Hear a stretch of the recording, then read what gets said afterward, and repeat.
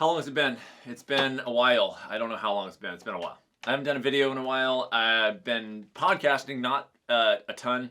I've been very busy. I'm getting back to business. I've been busy, but I also have a lot of stuff that I want to do that I'm not doing.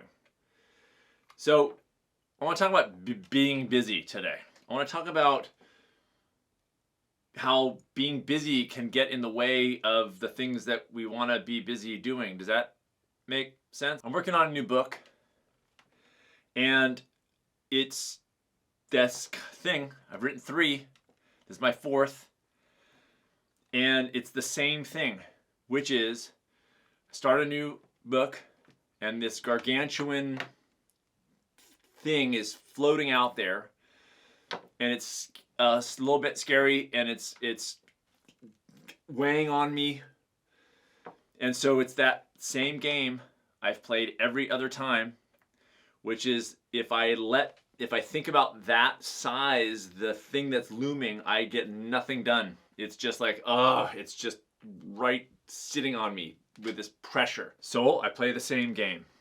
The game is, I don't think about the big thing hanging out there that I got to get done, and I'm a little bit on a deadline. I set a small step, one of those things. I go, okay, what can I do? And I bring out a steps list.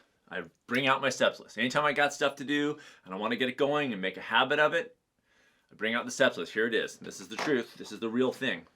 But I got to make a new copy because this one's, I carry it with me. It's a sacred document to me because this keeps me going and it keeps me engaged in the things that I want to get going on so that the busyness doesn't get in the way more than a second. This is the steps list. I mean, I probably should have written a nice clean copy for this, but anyway, this is what it is. That's literally what it looks like. It hasn't even been through the wash. Oftentimes I find this with myself and with a lot of people that go, I'm so busy. And even as busy as anybody can be, and I've had clients just, I'm so busy, and yet there is time. It's just that the busyness, how we fill our lives, we stop looking for moments to do the things that are meaningful for us and fulfilling for us. And if there's any free time, we go on our phones or we go on social media or we watch a movie, and that's all good and fine.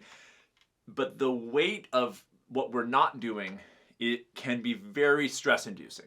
The knowing that there's something hanging over us that we want to be doing. I want to write my book. And so every minute that I spend in a distraction because I'm so busy is a moment away from this other thing that would actually bring a lot of pleasure and fulfillment to my life and lower my overall stress and make me happier and healthier. And being busy should never be an excuse. Nobody I've ever worked with or myself has ever been so busy that you don't even have 5 minutes a day to work on something. My small step in the beginning of writing every one of my books, including this new one, is to simply open the file. That's it. I open the file on my computer. If you think that's stupid, I will tell you what happens is I open the file, and 9 times out of 10, I get it open and I go, okay, all right, and I get something down, an idea comes. It gets it on my radar. I start thinking about the book every day, even when I'm not at my laptop, because it's something that I'm bringing out at least once a day. Now my step is 10 minutes a day, because I sort of got past that opening the file and now I'm into the book and I'm working in the 2nd chapter now, and I do 10 minutes a day. But I got to play that game every time. Every time I write a book, I got to play that same game of trying my desperately not to think about this big looming thing and instead say, okay, I'm just going to do this minimal thing just to get the ball rolling. And look, I can be pissed about it. I can say, God, why do I have to play this game every time? Can I just write the damn book? I've written a book before. I can write the book. At some point, I was like, you know what? I'm not going to get pissed about it. It's just a reality I understand. I understand that if I have a big project that I want to do, I'm choosing to do, I'm going to have to not think about how big the project is, and instead I'm going to have to think about what I can do starting today that actually gets that ball rolling. Otherwise, I will do nothing. The stress of having that out there will prevent me from actually acting.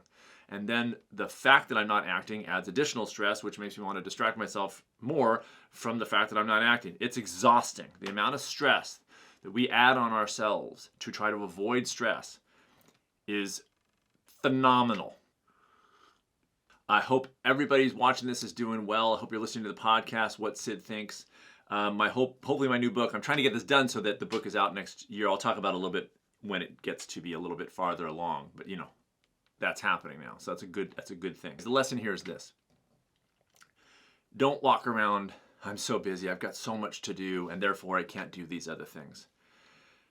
These are the things that you are artistic, time with family, whatever it is that's meaningful for you.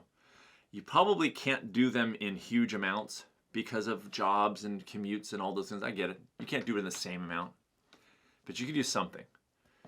And when you do something, most days, on those meaningful things, it affects every other part of your life. It's a huge act, even if it's just opening a file on a stupid laptop.